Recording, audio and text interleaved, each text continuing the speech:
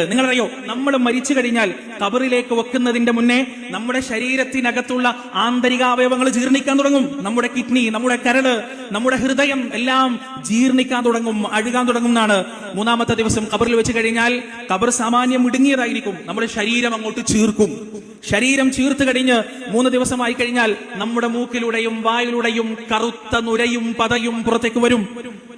കണ്ടാലറക്കുന്ന മൂക്ക് കൊണ്ട് മൂക്കുള്ള മനുഷ്യർക്ക് നിൽക്കാൻ കഴിയാത്ത അത്രയും കഠിനമായ ഘോര ദുർഗന്ധം പുറത്തേക്ക് വിട്ടുകൊണ്ട് നമ്മുടെ മൂക്കിൽ നിന്നും വായിൽ നിന്നും കറുകറുത്ത ദുർഗന്ധം വമിക്കുന്ന നുരകളും പതയും പുറത്തേക്ക് വരാൻ തുടങ്ങും. 8ാമത്തെ ദിവസം തുടങ്ങിക്കഴിഞ്ഞാൽ പ്രിയപ്പെട്ടവരെ, നമ്മുടെ ശരീരത്തിന്റെ നിറം മാറാൻ തുടങ്ങും. അത് വല്ലാത്ത കറുപ്പായി മാറും, കണ്ടാൽ പേടി തോന്നുന്ന കറുപ്പായി മാറും. പിന്നീട് അത് പച്ച നിറത്തിലേക്ക് മാറും, പിന്നീട് അത് ചുവപ്പ് നിറത്തിലേക്ക് മാറും.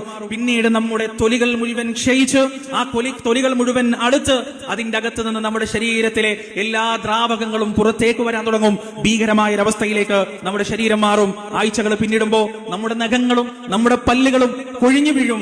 ഏകദേശം 1 മാസമാകുമ്പോ നമ്മുടെ ശരീരത്തിലെ മാംസളമായ ഭാഗങ്ങളും പേശികളും ആന്തരികാവയവങ്ങളും മുഴുവൻ കേവലം ഒരു ദ്രാവകമായി മാറി മണ്ണിനോട് ചേരും. നമ്മൾ കേവലം ഒരു സ്കെലട്ടൻ മാത്രമായി, നമ്മൾ എല്ലുകൾ മാത്രമായി അവിടെ അവശേഷിക്കും. ആ എല്ലുകളും ക്രമേണ മണ്ണിലേക്ക് ചേരാൻ തുടങ്ങും എന്ന് നമ്മുടെ ആന്ത്രോപോളജിസ്റ്റുകൾ പറയുമ്പോ റബ്ബ് സുബ്ഹാനഹു വ തആല നമ്മോട് പറയുന്നു, പ്രിയപ്പെട്ടവരെ, അൽഹാകുമുത് തകാസുർ ഹത്താ സുർതുമുൽ മഖാബിർ. നിങ്ങൾ ഇങ്ങനെ പിരമിഡടിച്ചുകൊണ്ടിരിക്കുന്നു.